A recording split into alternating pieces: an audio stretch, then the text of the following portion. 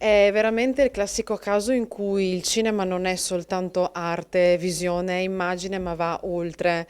È come mettere un piede poi nel passato per prendere energia e volgersi al futuro. Lo facciamo con le nuove generazioni, lo facciamo con un progetto, quello diretto da Silvia Nonnato, che davvero può dare un input fondamentale al cinema, ma al Polesine tutto. Credo che l'inclusione la tocchiamo con mano attraverso questi laboratori, attraverso questa iniziativa che travalica il Polesine. Abbiamo ragazzi e ragazze di diverse nazionalità che imparano a conoscere anche quante risorse abbia la nostra Italia, il nostro Polesine soprattutto. Io da polesana non posso che essere orgogliosa di questa iniziativa e mi auguro davvero che la si possa portare avanti per gli anni a venire. Grazie a Silvia Nonnato, Ferdinando De Laurentiis, a Stefano Moroni e a tutti coloro che collaborano ad un progetto veramente di ampio respiro. Ovviamente i saluti anche al Comune di Adria che fa da padrone di casa.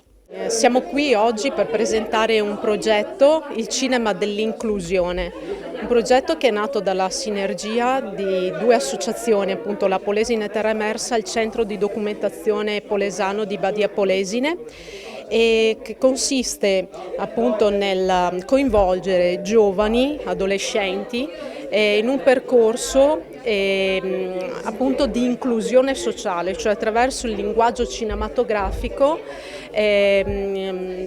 si crea appunto, si cerca di creare un'inclusione sociale. A chi è rivolto? A quali giovani e adolescenti in particolare? Sì, giovani italiani e giovani con background migratorio di seconda e terza generazione.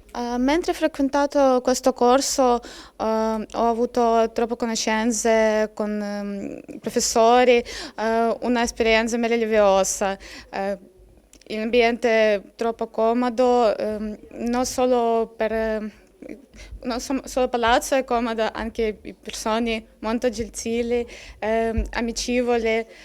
Sofia Nonato è bellissima persona che mi ha dato motivazione troppo. Cosa ti senti di aver portato a casa? I memorie che non posso dimenticare mai.